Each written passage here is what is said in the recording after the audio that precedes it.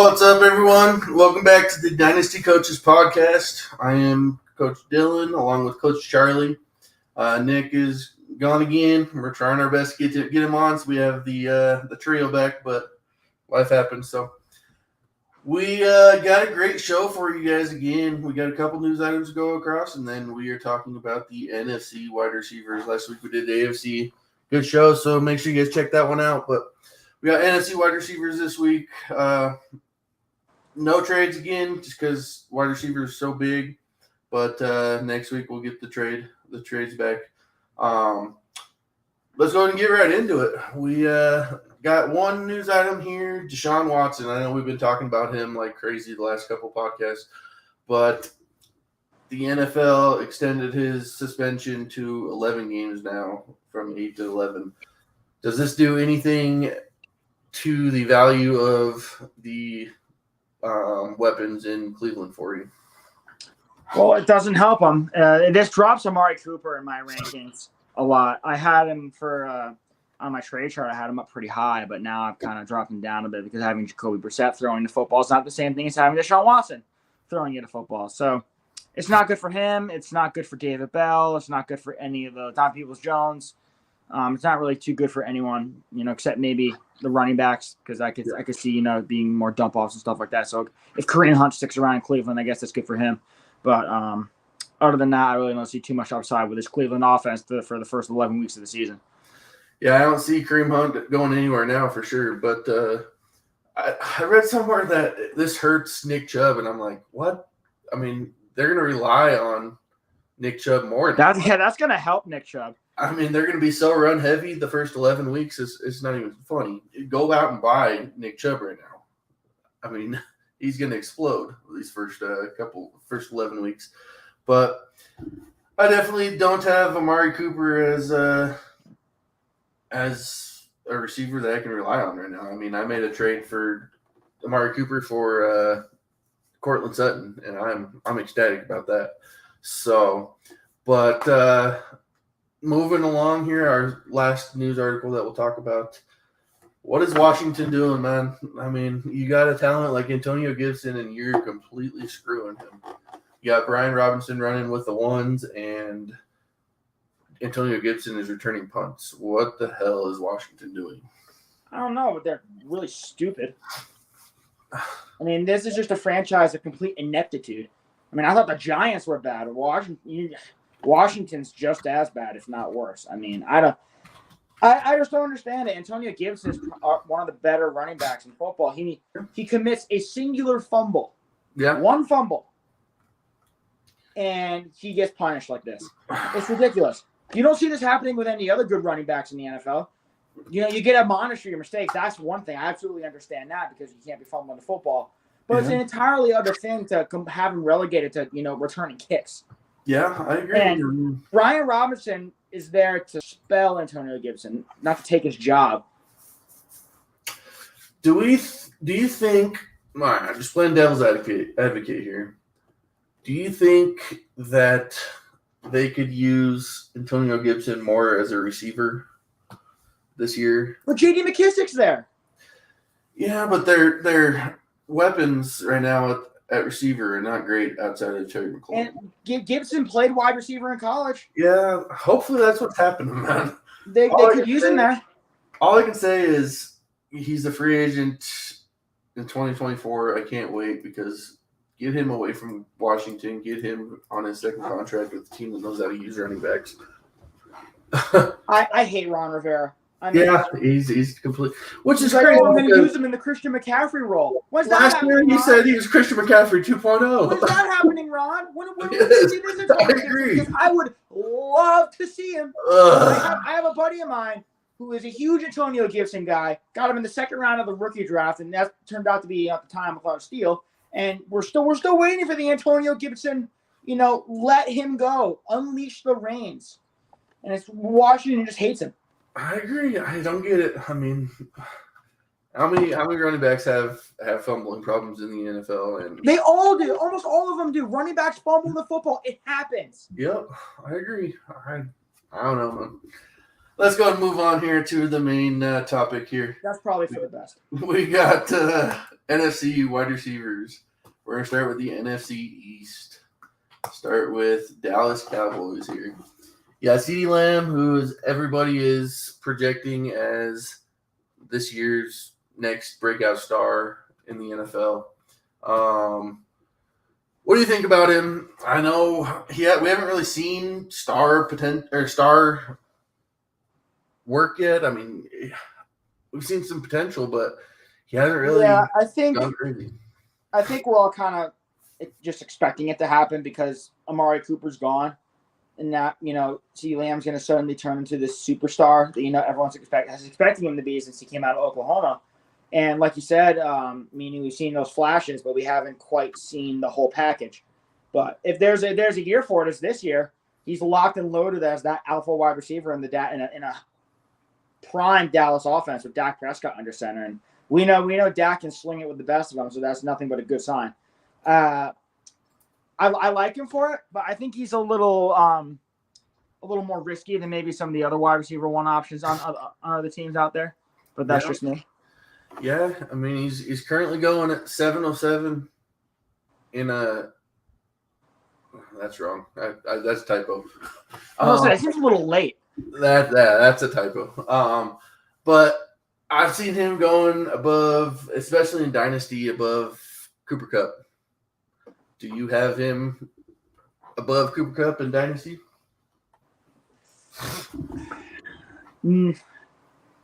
I think I have them very close to one another.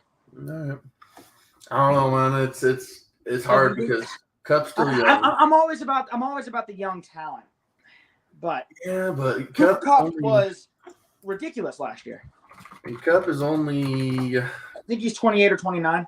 29. So, but I hate that age 30. I'm always afraid. I fear that drop off once a player hits 30. I know it's not just like you hit 30 and you turn to a bad player, but you wonder when the regression sets in. But for now, Cooper Kupp's the best. He had the best season in football. You could argue that he's him, Jefferson, and Chase, best wide receivers in football. So.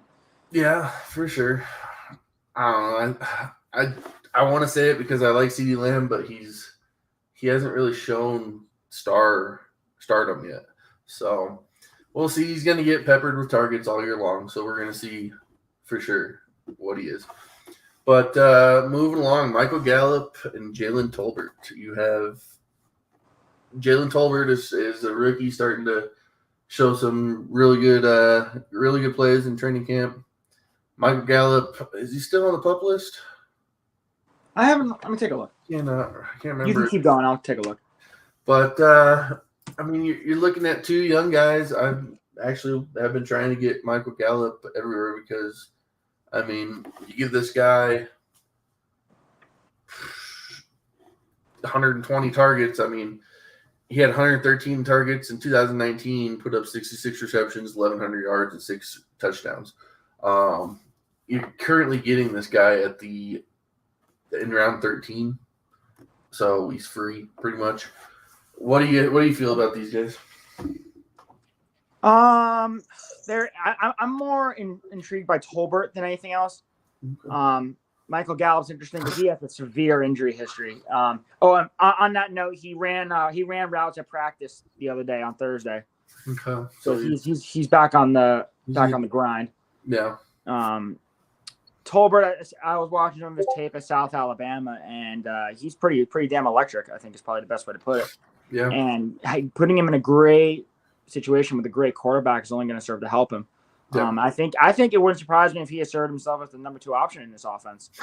Because I'm really not convinced that Michael Gallup can stay on the field. You're getting your history, and even if he is on the field, Dak Prescott can support multiple weapons. Oh yeah. So I have high hopes for Jalen Tolbert. Yeah, you're getting Tolbert at a good value right now too, at the 210. So each of these guys are good value picks, but out of everybody on that team, Lamb, Gallup, Tolbert, Schultz, Zeke, Pollard, who do you think takes the hit is not going to hit their ADP? Probably Zeke and Gallup. Okay.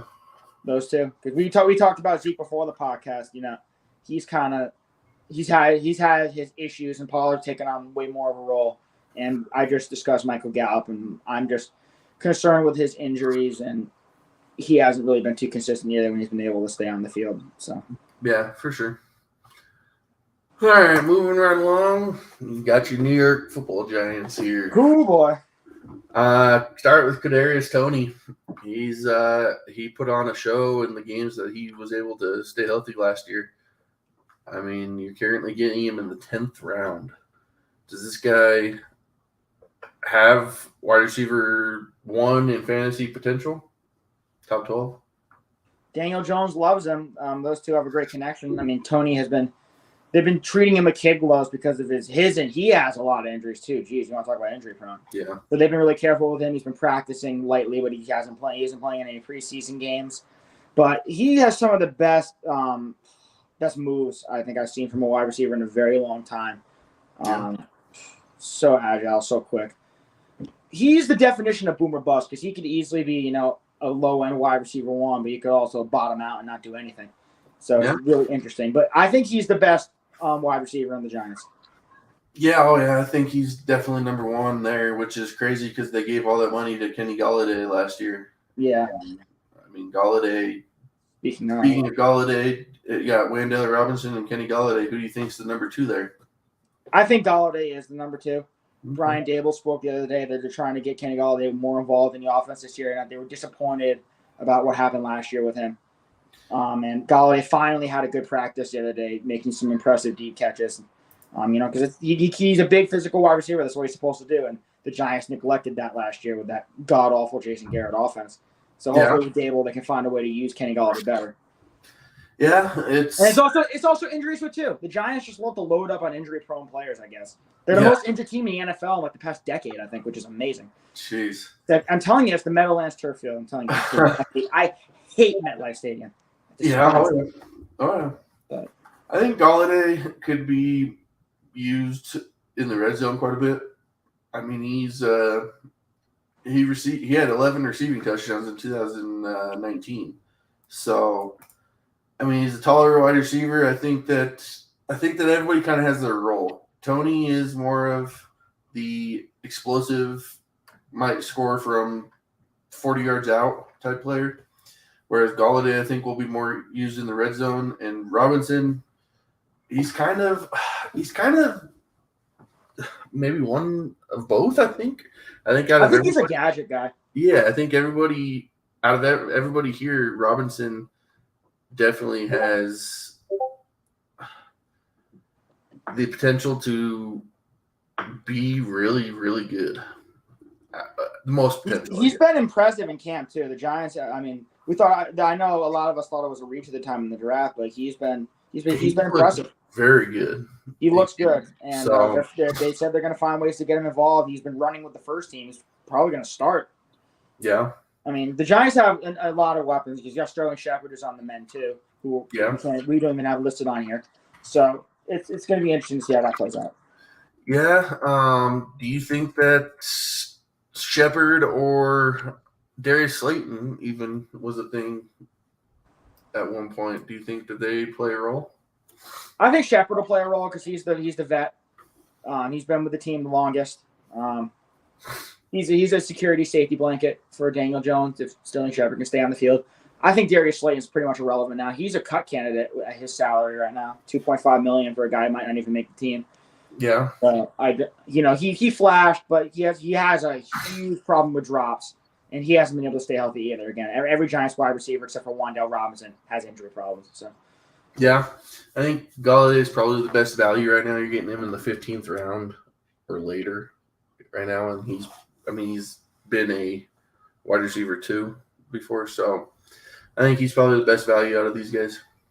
But I'm trading for all these guys if I can. I think that they are in for a good year. So, moving on here, the Eagles. You got A.J. Brown and Devonta Smith. Devonta Smith was extremely good last year for being a rookie. He was the number 1 prior to A.J. Brown coming in. Who do you think has a better season? Who's the number 1 there? Is it 1A, 1B, or is there 1-2? I really think it's going to be a lot of 1A, 1B because they've both been – because first there was a report that said Devontae Smith's still going to be the number one wide receiver in this offense. But then, just the other day, a report from Eagles practice saying A.J. Brown performing like the alpha wide receiver. So, it's like, I think you're kind of going to get a bit of both here. And it really also depends on if Jalen Hurts can take a leap and be a better passer. Because we know what he could do with his legs, but he was very inconsistent at best throwing the football last year. And it showed. It really showed. The Eagles struggled. I've been fond of saying that the Eagles are where wide receivers go to die. I mean, we saw it with J.J. Arcega-Whiteside. They finally dumped him to Seattle. We saw it with the Jalen Reagor failed experiment. Mm-hmm. Before they finally got Devontae Smith, they hadn't had a good wide receiver since that 1 year of Alshon Jeffrey. Yeah. But, a lot of other guys came in and just died or, didn't do anything successful. So it's interesting to see two really good dynamic talents on an Eagles team at wide receiver because it's not something you're typically used to. The Eagles thrive on, a running back committee and good tight ends. So, fine. It looks like they have a more complete offensive team, which is exciting for them. So I think the Eagles are, could win the division this year. If it's not the Cowboys, I think the Eagles would probably be my next pick. I would think so. I despise the Eagles, but looking at it realistically, that's probably who I would have next up. And it all starts with these two guys. So I think we're probably going to see something like one of them finishing as a high-end wide receiver 2, one finishing as like a low-end wide receiver 1 because there's enough targets to go around that they can both be supported in this type of offense. Again, if Jalen Hurts can figure it out. That's what it all hangs on. Talent's there. I agree. Right now, Devonta Smith, I think, is the pick to go for me at least because you're getting him 4 rounds later. Yeah, the value is there for Smith. Yes, you're gonna get same amount of value or same amount of production, I think, from Smith, and you're getting 4 rounds later. Yeah, exactly. We talked about it earlier. It's kind of a 1A, 1B thing. Yeah. So you might as well take the value with Smith, and you can go and better spend your assets somewhere else earlier in the 3rd round.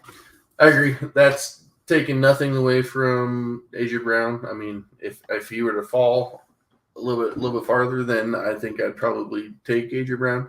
But right now, the value of the 7th round Devonta Smith is more appealing to me.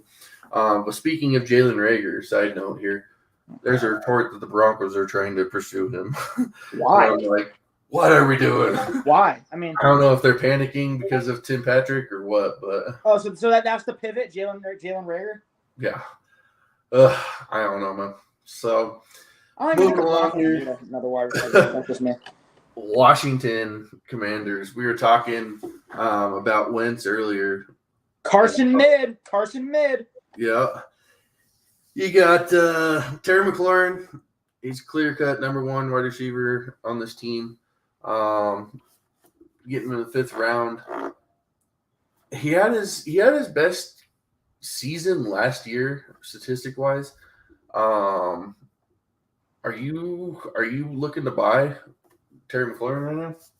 It's interesting because Terry McLaurin, statistic-wise, is a ridiculously good wide receiver, but it seems that for fantasy, it doesn't always pan out because he doesn't always score enough touchdowns, or I don't know. It's just one of the more confusing things. He's also played with some incredibly bad quarterbacks, and yet still finds a way to, put up 1,000 yards. Wentz the best quarterback he's played with? Right, and the fact that Carson Wentz is the best quarterback you ever played with, that's a whole nother thing, and Washington ineptitude. But beside the point, Carson Wentz can support, I think, 1 wide receiver to be really good. We've seen it in the past. We saw it last year with Michael Pittman in Indianapolis, and we've seen it in the past in Philadelphia where he helped Alshon Jeffrey. So I think that this is a year for Terry McLaurin to kind of step up a little more, and I think he could end up with something like 100-plus catches. He could get to 1,200, 1,300 yards. If he can get close to double-digit touchdowns, like if he can get 9 or 10 touchdowns, use him in the red zone. Yeah. He's good. Terry McLaurin can do everything. Oh, yeah. He's, 6'4", I think? He's a beast. I love Terry McLaurin, but he was wasting away in Washington, and he still could if he doesn't leave. So I agree. I think McLaurin has top 15 potential, but I don't know if he's going to be able to get there. Keyword on potential. Yeah. So Curtis Samuel, he was starting to break out in Carolina, came to Washington, and was hurt majority of the year last year. The guy is he's, I want to say the Debo role, but the guy received 41 rushing attempts in 2020. Can you see more of a Debo role for Curtis Samuel this year? I mean, maybe. I'm not a big Curtis Samuel guy at all. He can't stay on the field. I mean, that's just the big thing. I can't trust a guy if he's barely capable of suiting up on a Sunday. So, and I honestly kind of almost view him as like a negative asset, or just outright droppable in a lot of leagues. I guess he's worth a flyer in a couple dynasty leagues, depending on how deep your rosters go. But he's intriguing, but I'm just not sold on him, I guess. If he was healthy and they're going to use him in a Devo type role, that's one thing. But I'm not convinced he can stay on the field, so it's not something I'm interested in. Yeah, and now I don't know, man. I mean, he's been a productive receiver as like a number 3 possible wide receiver. Rushing upside helps him definitely, but we haven't seen a number 2 wide receiver out of Washington in forever. I don't even remember the last number 2 relevant wide receiver in Washington. So there hasn't been one. Yeah, so I'm out on Curtis Samuel also, but Jahan Dotson, he's interesting here. He's going at the 112 in ADP in rookie drafts. I don't know about you, but I'm taking Pickens for sure over him. Oh, that's without question. The fact that Pickens won in the second round of the draft is pretty remarkable because I think he's better than Jahan Dotson. Yeah. I think that's just more of Washington reaching than anything else. Again, Washington being Washington, doing weird stuff. Yeah. George Pickens has been a stud in camp, and in my rookie draft, I mean, Pickens, Christian Watson, a lot of those second round wide receivers went ahead of Jahan Dotson. Yeah. You got 3 rookies going after him right now. And 2 of them we've already talked about, Jalen Tolbert and Wendell Robinson. But then you have Romeo Doubs also, who's putting on a show. Out of those 4, is Dotson number 1 out of those 4? Jesus, I mean, I put him ahead of Doubs, but I can't really convince myself to put him above any of those other guys because those other guys are having really strong camps and seem poised to be big parts of better offenses. Yeah. At least on paper. In the Giants' case, I'm not going to make any claims there, but yeah. Jalen Tolbert in Dallas, better than Dotson in Washington. Romeo Doubs in Green Bay, better situation, but again, a lot of mouths to feed. Wandale with the Giants, I think, there's something there. Yeah. So I don't know. I guess I'm not convinced. Actually, like you said, Washington hasn't really been able to support 2 good wide receivers at the same time. Yeah. I just think I might take Dobbs over him also. That's fair. I could see that too. But I just think that Rodgers is going to go to some more proven veterans and probably Christian Watson as well. So. Yeah, that's the thing, and we'll get into that more. Well, yeah, again, when we get to the Packers, we'll talk about that. Yeah, Christian Watson hasn't played really much so far, so.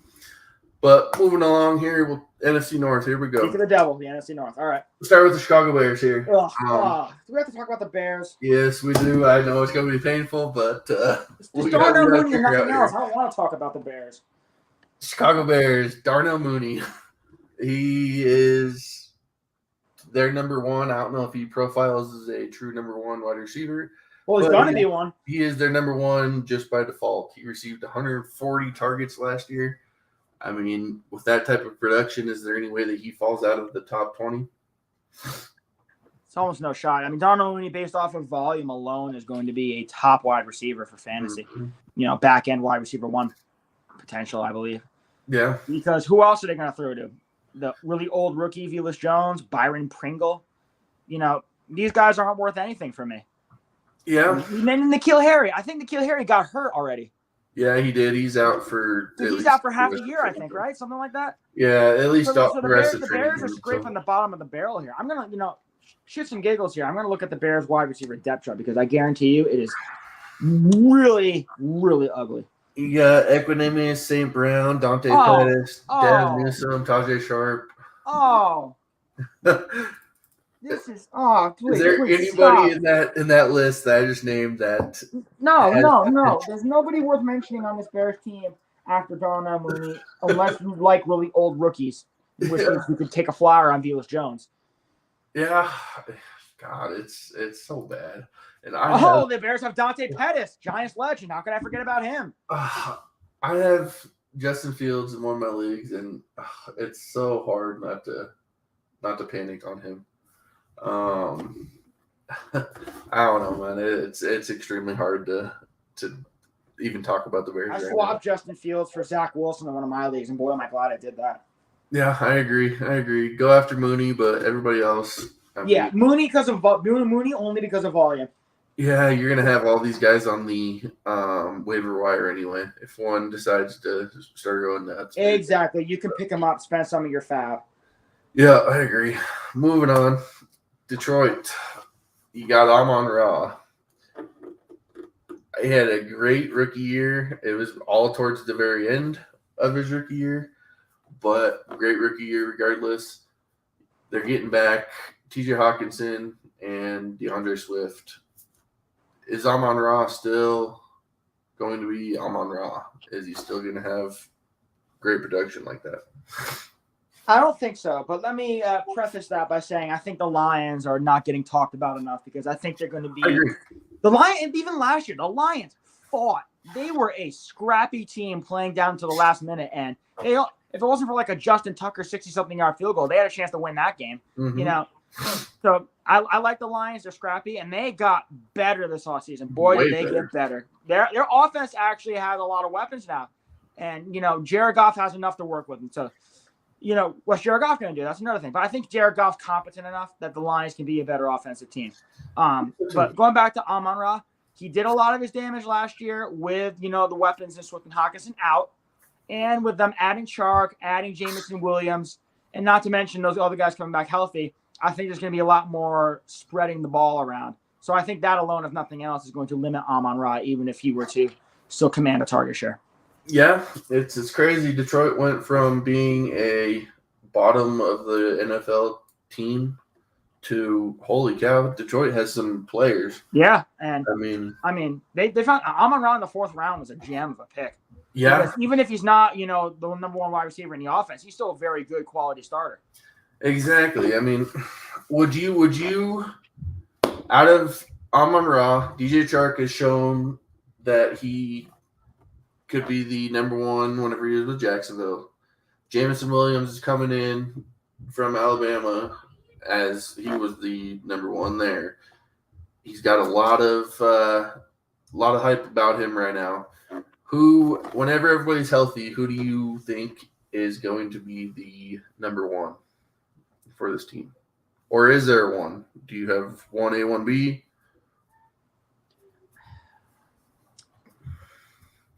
I'm going to say Williams. I think he has the most well-rounded game out of all three of these guys. At Alabama, he was doing it all. Like you said, he was the number one there.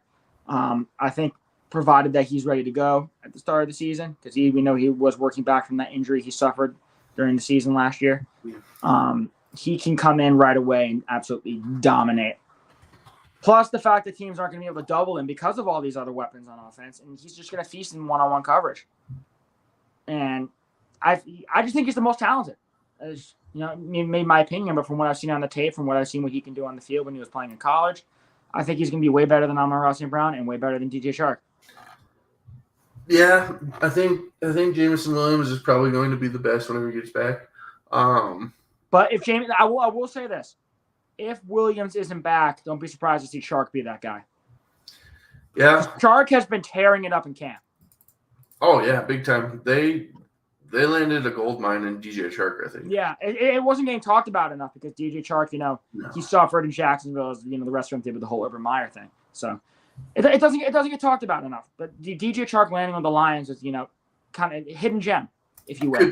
Could we be looking at what the Packers had way back when with James Jones? James Jones and Randall Cobb and Greg Jennings. Jordy Nelson too at one point. Oh, man, you're taking me back right there. Those mid to late 2000s Packers teams. Yeah. 3 great wide receivers. I mean, could we be looking at – do you think Goff can support all 3 of them? That remains to be the question. Yeah. It's you want to say yes on paper, but I mean, Jared Goff is no Brett Favre and he's no Aaron Rodgers. That's for sure. No. So I think he can support definitely 1, maybe 2, but someone's going to get shafted.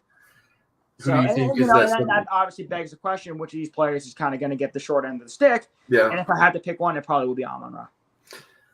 For Dynasty, I would think I would take Amon-Ra and Jameis Williams. Right. But in the short term, I think Chark would be a better player. For this year, yeah, I think Jameis Williams. Because Chark, if I'm not mistaken, Chark's only on the 1-year contract anyways. Is he? So he's gone after this year unless they decide to re-up him. So absolutely. We're Dynasty, give me those 2 all day. Because they'll be the core of that Lions offense for a long time along with Swift and Hawkinson. Yeah, I agree. I think that they have the best potential right now, at least so. Without Chark is there. That's kind of weird. He says 2023, 2024, and then he's an unrestricted free agent in 2023. So I don't know. Spot track is high right now. But yeah, I would definitely take JMO and Amon-Ra in Dynasty. So moving on. Green Bay. You got Allen Lazard is probably the best returning receiver for Rodgers. You got Randall Cobb and really I think that's it. Amari Rodgers as well. Amari Rodgers, yes. But Allen Lazard, everybody's projecting him to be the number 1 wide receiver on this offense. He's going to be the most trusted by Rodgers, I think. But do you think he has wide receiver 1 in fantasy potential, top 12 potential? I'm going to say no on that because I think, this is the year for Rodgers where he doesn't have Devontae Adams, just one guy he can consistently feed the ball to. So I think he's going to kind of, spread the ball around, which he's had to do in the past when necessary. So I think he can do it again. Because we're looking at, some unproven guys, only, 2 vets. So it's not like he sees, I have this one superstar. Let me give him all the targets. He's going to have to try some new things. And obviously he could end up finding a guy he likes and just giving him all the targets. But for now, I think we're going to kind of see a bit of a spread. Has he found the guy he likes already, though? I mean, Rodgers, we were talking about Romeo Doubs earlier. He's been lighting it up in camp. He and Rodgers seem to have a connection. So we'll see. But for now, I'm going to err on the side of caution. I almost think it's now Rodgers doesn't have a choice. He's going to have to trust at least one rookie because, like you said, who else does he have? Right. Other than Lazard. So. And could Dobbs be that rookie? Because like you said, Christian Watson hasn't really been, playing in camp. Yeah. Right now he's going to have the early season rapport with Rodgers. Exactly. And that's going to help. Yeah, that's big with a guy like Rodgers.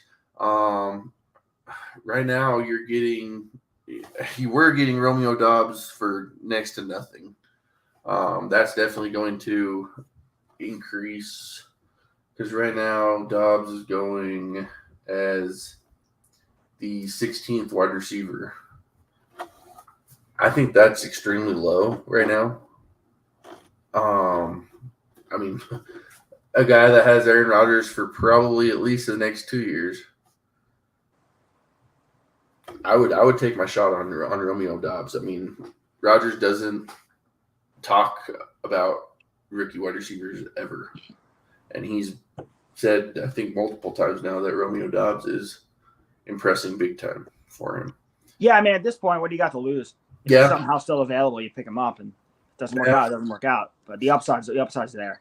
I think both these guys take the chance on. I think I would rather have Dobbs right now. But Christian Watson, we haven't even seen him, like we said. So who knows? It could be Dobbs this month, Christian Watson next month. So moving on here, Minnesota.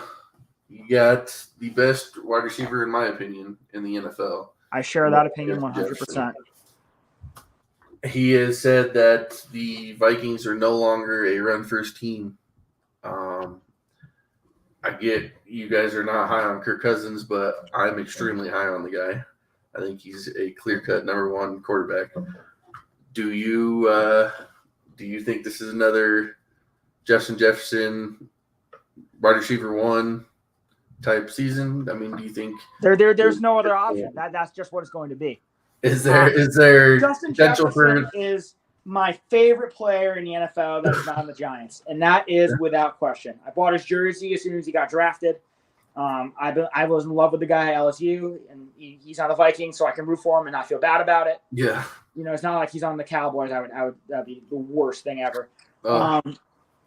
And they got Kevin O'Connell running the offense, and boy, what did he do for Matthew Stafford and that Rams offense? Cooper Kupp was a beast. Went crazy. Now he's coming to the Vikings, and I've been thinking about it. I'm changing my tune a little bit on Kirk Cousins. I actually just made a trade for Kirk Cousins.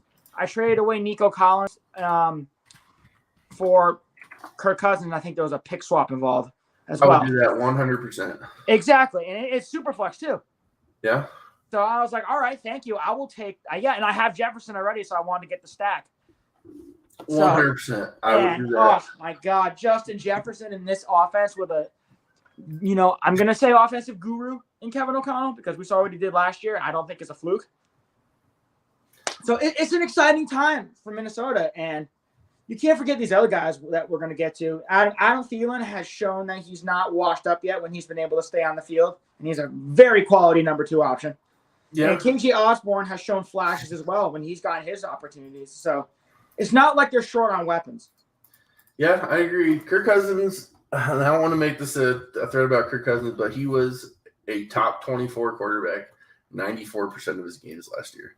So you're sitting there, you're saying 94%, he's getting a far better coach for offensive-wise coming over from L.A., do you think he has a chance at putting up Cooper Kupp type numbers? 191 targets, 145 receptions, 1,947 yards, and 16 touchdowns.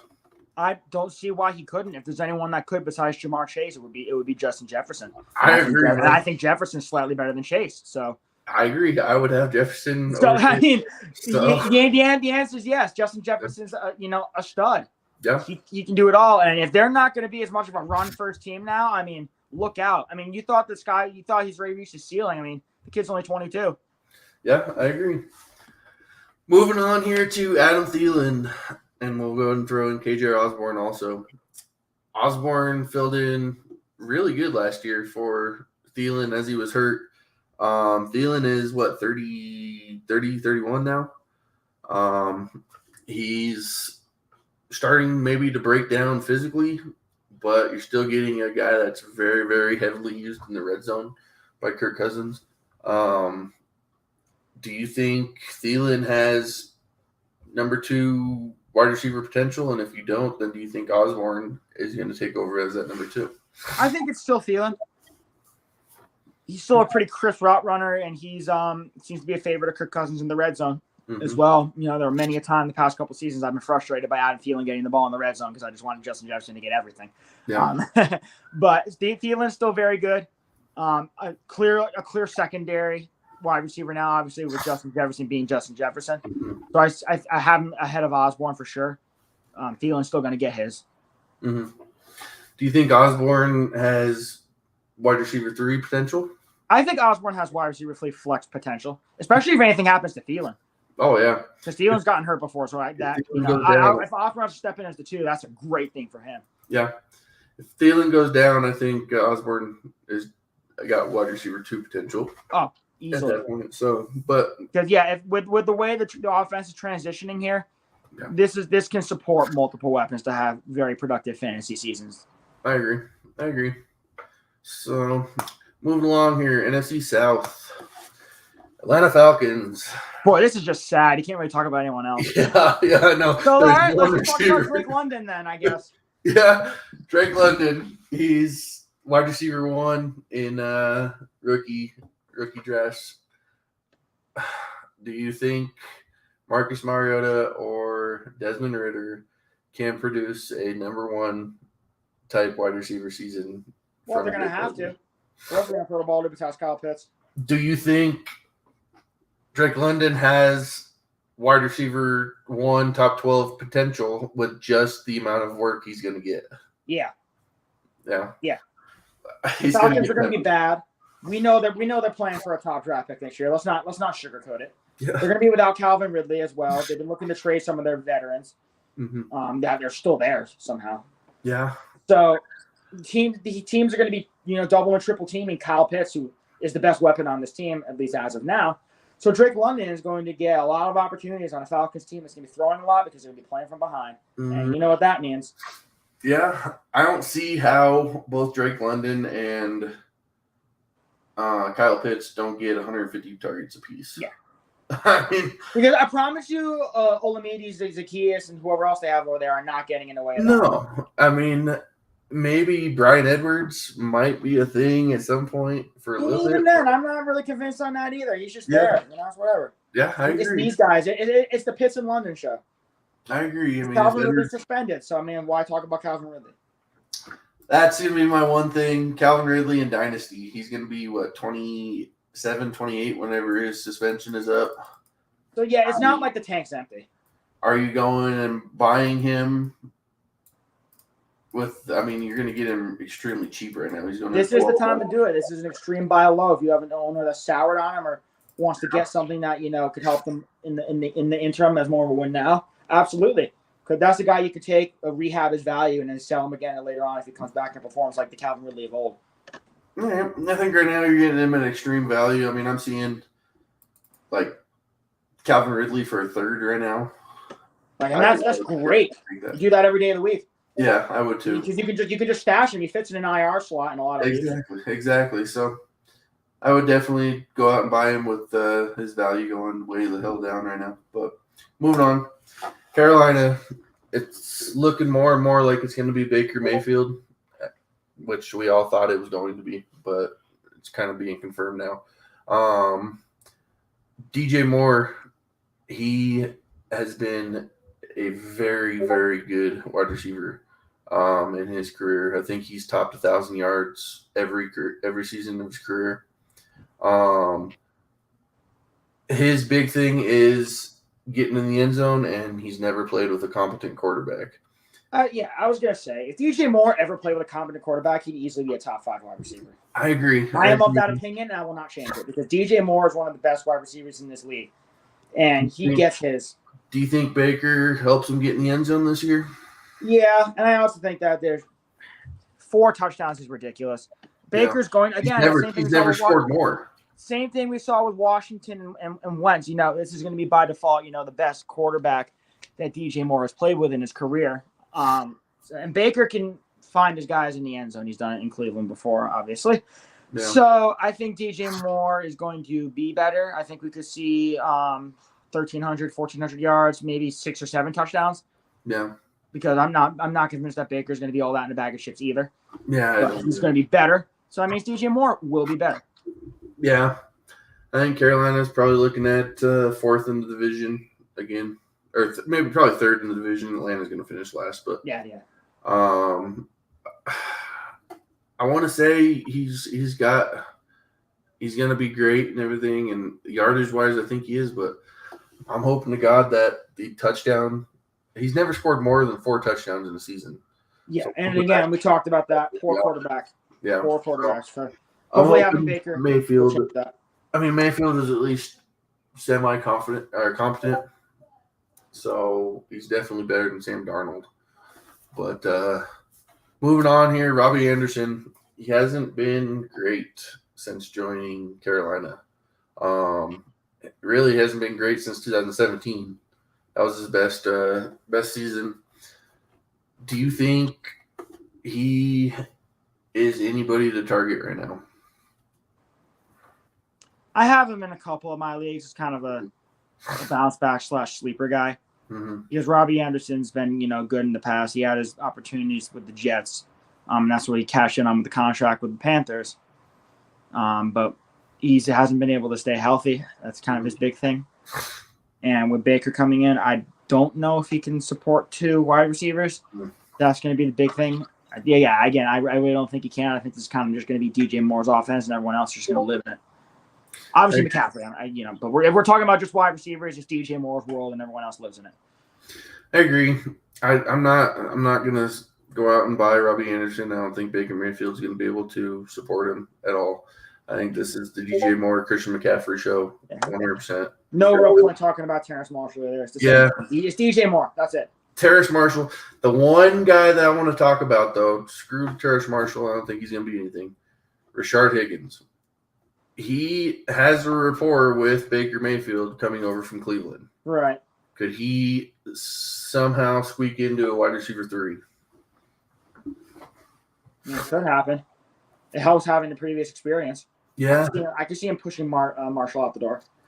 It's more of a relegatory. Higgins scored in week 1, but it was Sam Darnold that threw it to him. So. But it still shows they're getting him involved. Yeah, for sure. I might take a shot on him. I mean, I have him on.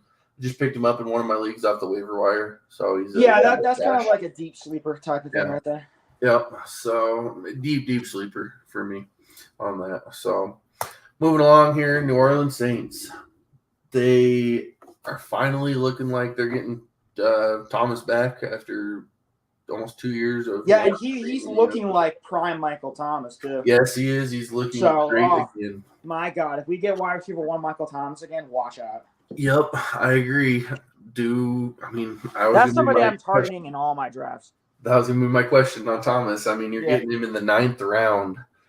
That could be the biggest steal. Smash that every day of the week. Yes, 100%. Oh, if you want to talk about a steal, you're talking about a steal right there. If you were patient enough to wait on Michael Thomas, it's going to pay off. I think we are getting Michael Thomas back as a top 10 receiver going forward. Enough said about that. Jarvis Landry and Chris Olave. I think Jameis Winston can support at least 2. We've seen him support Godwin and Evans before. Out of these 2, who do you think is that number 2 wide receiver? It's Olave. You think it's Olave? It's Olave. He scored in preseason week 1. Did he? Running with the first. Okay. He's the best route runner coming out of college, I felt. He has game-breaking ability. He can take it to the house from 50 yards out or wherever he ends up. Yep. That being said, Jarvis Landry has been very impressive in camp. And he's building a rapport with Jameis. You'd like to see that, obviously, but I think in the end, talent wins out, and Chris Olave is more talented than Jarvis Landry. Yeah, I think definitely Olave is more talented. Jarvis Landry is going to get his, though. Absolutely. This could be. There's no question about, this is a good problem to have because whoever isn't the second wide receiver just gets to be a really good wide receiver 3. Yeah, I think you got Michael Thomas as 1, and you might have 2A, 2B in Landry and Olave. Now, we're talking Dynasty, obviously. Chris Olave. 100%. Landry. Chris Olave is the name to have. Yeah, I agree. Olave, Jameis Winston is a very good quarterback. He's put up 5,000 yards in a season, 30-plus touchdowns. His main thing was he could not stop turning the ball over. He was on I think 16-2 touchdown to interception ratio last year. So I'm thinking it's possible that the Saints have figured out how to get Winston to stop turning the ball over. And if that's the case, watch out. He's a top 10 quarterback for sure. Yeah. So moving on here. Tampa Bay, you got Mike Evans, Chris Godwin. Who's the wide receiver 1 whenever Godwin's healthy? Evans kind of gets the receiving touchdowns, and Godwin gets all the between the 20s work. Yeah, I still think it's Godwin because it seems like that whenever Brady needs to sign anything clutch, anything big time, he's going to Chris Godwin. Like 3rd and 12, you need to pick up that first down, he's going to Chris Godwin. Chris Godwin still gets touchdowns too, so it's not like he's neglected in the red zone either. Yeah. So Chris Godwin had the most catches out of the 2 as well. Yep. That to me spells that's the guy who's the number one option in the offense. Not that Mike Evans is very far behind, but Chris Godwin's the number one. I was so high on Evans this last year, this offseason now, because Chris Godwin was looking like he was going to start on the PUP list. I mean, they signed Russell Gage, but who the hell cares? Brady was returning. Evans was looking like it was going to be just him and nobody else. I mean, they got rid of O.J. Howard. Gronk is no longer there. But now you got Godwin coming back, signed Julio Jones. They got Russell Gage. Does Evans still have number one overall type potential? Not number one overall. Not anymore. Is he? But he could still be a wide receiver one. That I will make the case for. Right. Because he's done it in the past with him and Godwin there. Mike Evans has been incredibly consistent. He doesn't get enough credit for it, but he's had 1,000 yards, I think, in every year he's been in the league. Yep. If I'm not mistaken. Stepping right in and talking about production. Yep. Yeah, he's a big boy who finds the red zone. Does he find the red zone? He scores. So I mean, that's kind of all the things you want in a wide receiver one for fantasy, and he gets yards and he gets touchdowns. So, I agree. Bing bang boom. Not really don't have to go in anymore. Yeah. I agree. This is an offense with Tom Brady that you can support two wide receivers and have them both be wide receiver ones. You can't say that for a lot of other teams, but this is one of them. Yeah. Out of Julio Jones and Russell Gage, who's the number three? Because we all know Brady can support 3 wide receivers. It's Julio. Julio. A big name like that doesn't come to, despite all his injuries and his problems, he doesn't come to Tampa Bay unless he's assured of a chance to produce and be a guy. Yeah, I agree. And I think that kind of pushes Russell Gage towards the irrelevant territory unless there's an injury. Injury to Julio, I love Russell Gage. Oh, yeah. I think before Julio signed, we were all hyping up Russell Gage. We thought Russell Gage was going to be a nice flex option, for a lot of fantasy teams coming into the year with Brady. Yep. But now not so much. You're kind of waiting for, if something happens. Yeah, definitely. I think it's Julio, but I would definitely stash Russell Gage because we saw it last year. Julio Jones got hurt quite a bit whenever he was with Tennessee. So Julio will be the number 3 as long as he's healthy, but that's a big if. One last question on these guys.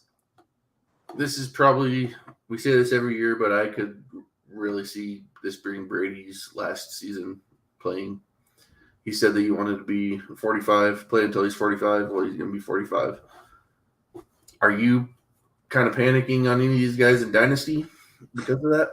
I look forward to us having the same conversation about Brady next year, by the way. I know. But there's that thought that this is Brady's last year. I don't want to say panic because I think Tampa Bay has a good enough roster when a lot of these guys locked up under contract that they can bring in another at least decent QB, if not, superstar level. That would help a lot of these guys produce because we saw Evans and Godwin produce with Jameis. Mm-hmm. And, Jameis at the time was, pretty average because, he had the turnover issues that were holding him back. Mm-hmm. And so even if Brady leaves, I think Tampa is going to do a trade or something, bring somebody in good enough to hold up at least one, if not two of these guys. Maybe not on the same level where both are wide receiver ones, but maybe more like one's a wide receiver 1 and one's like a lower wide receiver 2. But there will still be fantasy production for these guys. If I was Tampa Bay, I would go and trade for Jimmy Garoppolo right now. At least then you got a competent quarterback if Brady goes down because he's getting older. And then you at least have a potential for a starting quarterback next year. True. So, but I think that, Cleveland's too much of an obvious fit for Garoppolo now.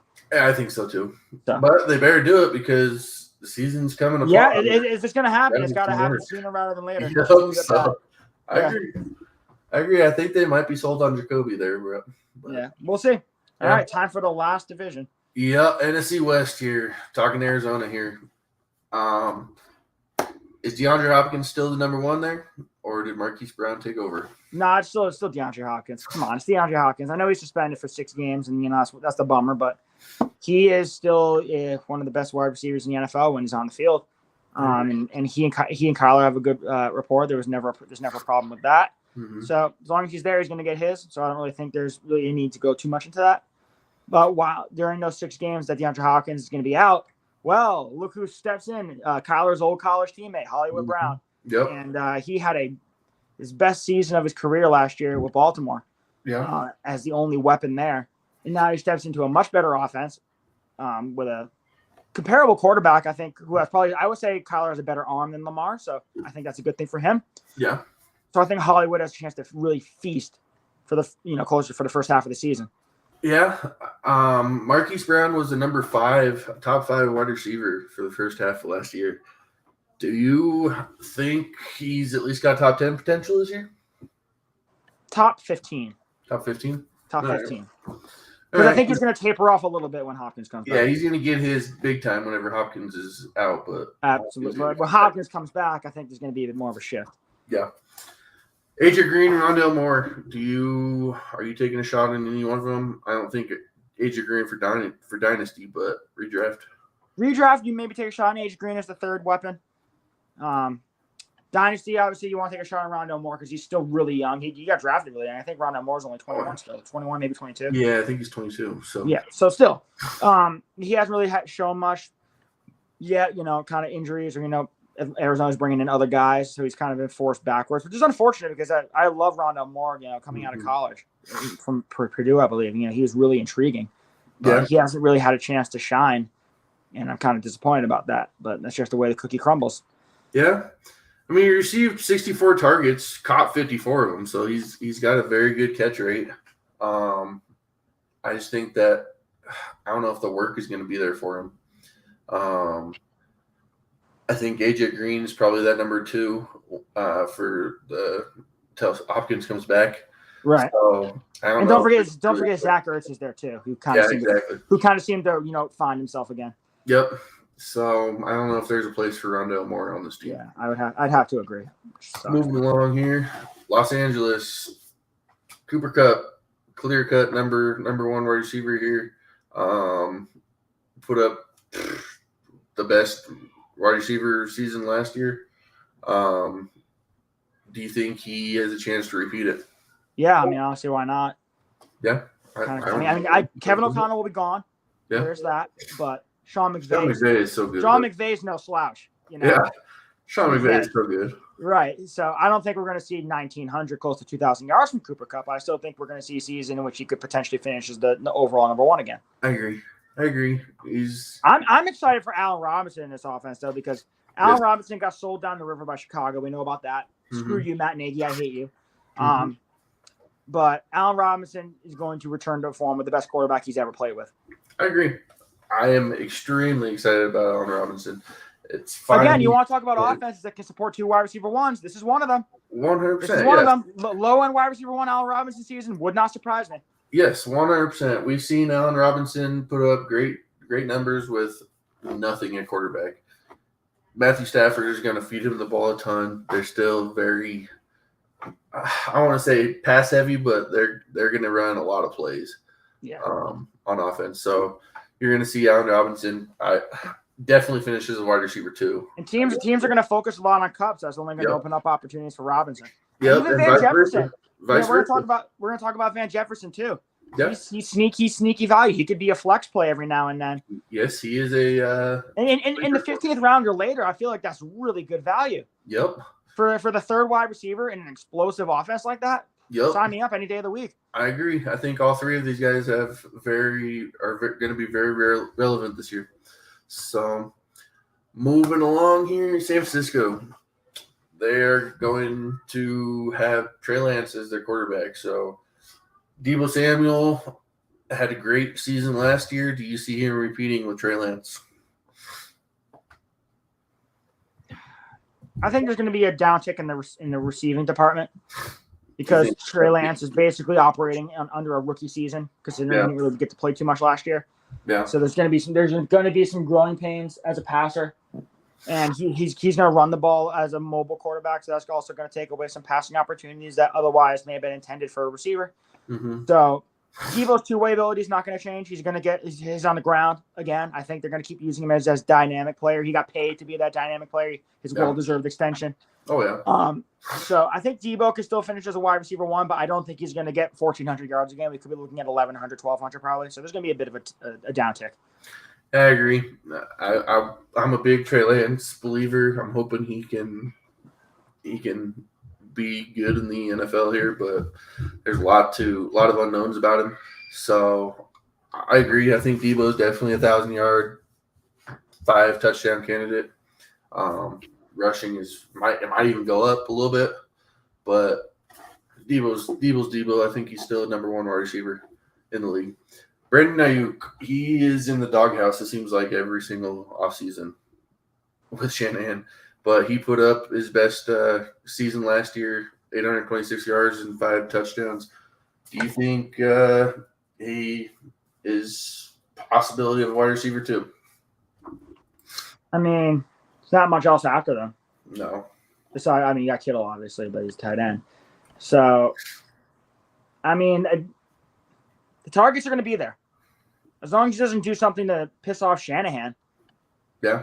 I think he's got the chance to do it. Again, can Trey Lance, step up and be the quarterback that the Niners drafted in 3rd overall to be? And that's going to play a big role for both of these guys. Yeah, I think that's for an ADP in the 9th round. I mean, I guess it's not bad. I would take a chance on it. Yeah, I think that's the biggest question for both of these guys is, can Trey Lance step up and be that solid QB for him?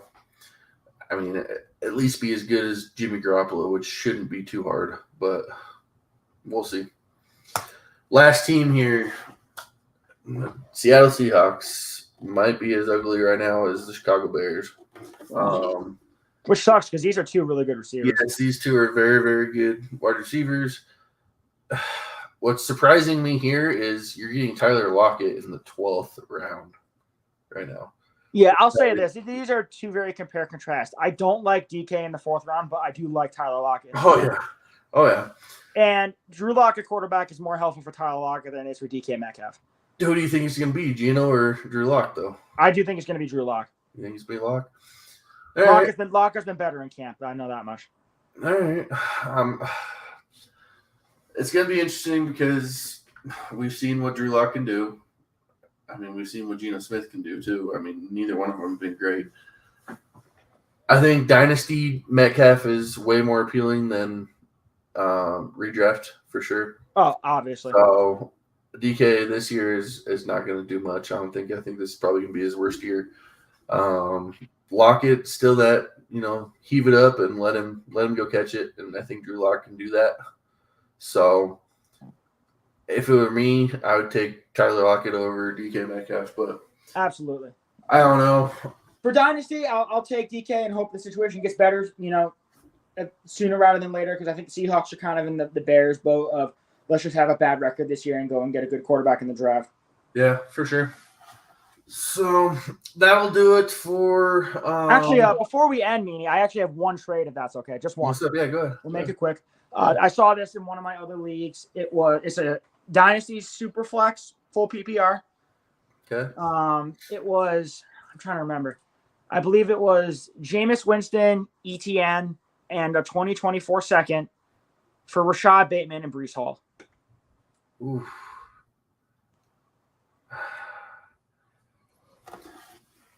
And the person getting the quarterback was dealing with the Wilson injury. Okay. And wanted to get a quarterback because he doesn't have another one. It's a team in poor straits at quarterback. And Superflex, I think it's got to be the Jameis Winston.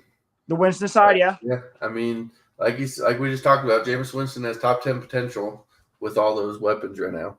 So even at the cost of losing Breece Hall and Rashad Bateman, because I was reading that and I'm thinking to myself, what's the difference between ETN and Hall? Is it that big a gap? I don't think so. I'm extremely high on ETN. I think ETN is going to be a top 10 running back this year. I mean, I was high on him coming out, and then he got hurt last year.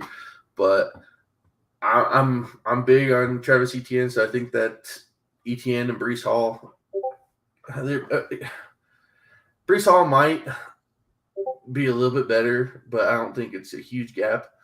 But Superflex, the quarterback position is so important. So I'm kind of in that same situation right now. It's not anything like Jameis Winston, but I'm looking at acquiring Ryan Tannehill for Let me bring it up here. Ryan Tannehill for Ramondre Stevenson in a 2023 third. Yeah, do that any day of the week. Yeah, I mean, I'm seriously considering it. The only thing that's holding me back is will Tannehill keep the job all year? But I'm giving up a potential top 15 running back in Ramondre Stevenson. Maybe. I'm not convinced Belichick's going to give everything to one running back. Even last year, he wouldn't trust Stevenson or Damian Harris. And they drafted 2 more running backs this year. I don't know what they're doing. Yeah. Even James White retiring, that doesn't change anything for me. Yeah, Superflex quarterback is so important. You have to solidify. If you don't have at least 2, more likely 3 solid quarterbacks, you're not a contender. So see, and that's the problem with that particular team. No quarterbacks at all. No quarterbacks now with Wilson hurt. Yeah. So it's almost like a desperation move. You kind of have to do it. Yeah, I agree, man. I wanna say Breece Hall, and Breece Hall's gonna be great, but Rashad Bateman should be great too. But they're not as important as the quarterback position in Superflex. Right. 1 QB, it's a different story, but Superflex, no. So, but that will do it for us. I want to thank everybody that donated to the Humane Society on our charity podcast podathon. Again, that was a great cause, and we raised, I think, 700 something. Steve was saying, so that's huge. We doubled and more from what we had last year. So big thank you for you guys donating. But that'll do it for us. We got our staff articles coming up starting this week. So definitely tune into that. Other than that, that's all I got. Hope you guys have a good week. Thanks for listening. We'll catch you next week, guys.